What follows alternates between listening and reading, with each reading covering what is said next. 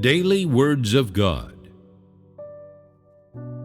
Genesis chapter 19, verses 1 through 11. And there came 2 angels to Sodom at even, and Lot sat in the gate of Sodom. And Lot, seeing them, rose up to meet them. And he bowed himself with his face toward the ground. And he said, Behold now, my lords, turn in, I pray you, into your servant's house, and tarry all night, and wash your feet, and you shall rise up early, and go on your ways. And they said, No, but we will abide in the street all night. And he pressed on them greatly. And they turned into him, and entered into his house. And he made them a feast, and did bake unleavened bread, and they did eat. But before they lay down, the men of the city, even the men of Sodom, compassed the house round, both old and young, all the people from every quarter. And they called to Lot, and said to him, Where are the men which came in to see you this night? Bring them out to us, that we may know them. And Lot went out at the door to them, and shut the door after him, and said, I pray you, brothers, do not so wickedly. Behold now, I have 2 daughters, which have not known man. Let me, I pray you, bring them out to you, and do you to them as is good in your eyes. Only to these men do nothing, for therefore came they under the shadow of my roof. And they said, Stand back. And they said again, This one fellow came in to sojourn, and he will needs be a judge. Now will we deal worse with you than with them. And they pressed sore on the man, even Lot, and came near to break the door. But the men put forth their hand, and pulled Lot into the house to them, and shut to the door. And they smote the men that were at the door of the house with blindness, both small and great, so that they wearied themselves to find the door. Genesis chapter 19, verses 24 and 25. Then Jehovah rained on Sodom and on Gomorrah brimstone and fire from Jehovah out of heaven.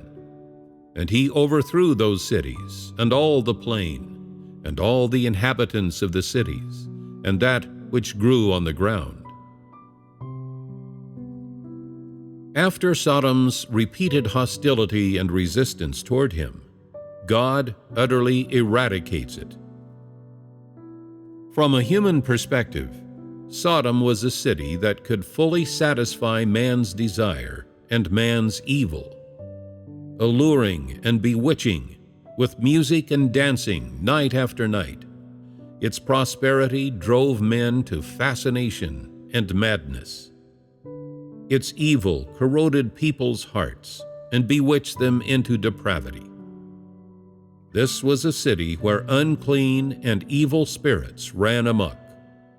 It brimmed with sin and murder, and the air was thick with a bloody, putrid stench. It was a city that made people's blood run cold, a city from which one would shrink away in horror. No one in this city, neither man nor woman, young nor old, sought the true way. No one yearned for the light or longed to walk away from sin. They lived under Satan's control, beneath Satan's corruption and deceit. They had lost their humanity. They had lost their senses. And they had lost man's original goal of existence. They committed countless wicked deeds of resistance against God. They refused his guidance and opposed his will. It was their wicked deeds that carried these people, the city, and every living thing inside it, step by step, down the path of destruction. Although these 2 passages do not record all of the details regarding the extent of the corruption of the people of Sodom, instead recording their conduct toward God's 2 servants following the latter's arrival in the city, there is a simple fact that reveals the extent to which the people of Sodom were corrupt, evil, and resisted God. With this, the true face and essence of the city's people are also exposed. These people not only refused to accept God's warnings, but they also did not fear His punishment. On the contrary, they scorned God's anger. They blindly resisted God. No matter what He did or how He did it, their vicious nature only intensified, and they repeatedly opposed God. The people of Sodom were hostile toward God's existence, His coming, His punishment, and even more so, His warnings. They were exceedingly arrogant. They devoured and harmed all people that could be devoured and harmed, and they treated God's servants no differently.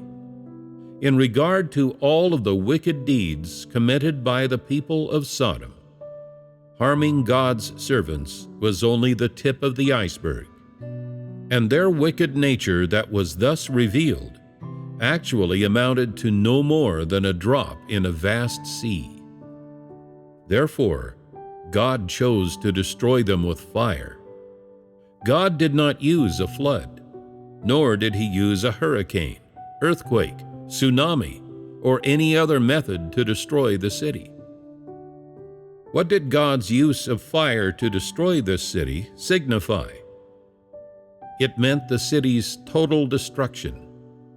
It meant that the city vanished entirely from the earth and from existence. Here, destruction not only refers to the vanishing of the city's form and structure or outer appearance. It also means that the souls of the people inside the city ceased to exist, having been utterly eradicated. Simply put, all people, events, and things associated with the city were destroyed. There would be no next life or reincarnation for the people of that city. God had eradicated them from the humanity of His creation for all eternity. The use of fire signified an end to sin in this place, and that sin had been curbed there. This sin would cease to exist and spread. It meant that Satan's evil had lost its nurturing soil, as well as the graveyard that granted it a place to stay and to live. In the war between God and Satan, God's use of fire is the brand of His victory with which Satan is marked. Sodom's destruction is a great misstep in Satan's ambition to oppose God by corrupting and devouring men. And it is likewise a humiliating sign of a time in humanity's development when man rejected God's guidance and abandoned himself to vice. Furthermore, it is a record of a true revelation of God's righteous disposition. When the fire sent by God from heaven had reduced Sodom to nothing more than ashes, it meant that the city named Sodom thereafter ceased to exist, as did everything within the city. It was destroyed by God's anger, vanishing within God's wrath and majesty. Because of God's righteous disposition, Sodom received its just punishment and its rightful end. The end of Sodom's existence was due to its evil, and it was also due to God's desire to never again look upon this city, or any of the people who had lived in it, or any life that had grown within the city. God's desire to never again look upon the city is His wrath, as well as His majesty. God burned the city because its wickedness and sin caused Him to feel anger, disgust, and loathing toward it, and to wish never to see it or any of the people or living things inside it ever again. Once the city had finished burning, leaving only ashes behind, it had truly ceased to exist in God's eyes. Even His memory of it was gone, erased. This means that the fire sent from heaven not only destroyed the entire city of Sodom, nor did it only destroy the people inside the city who were so filled with sin, nor did it only destroy all things inside the city that had been tainted by sin. Beyond just these things, the fire also destroyed the memory of humanity's evil and resistance against God. This was God's purpose in burning the city down.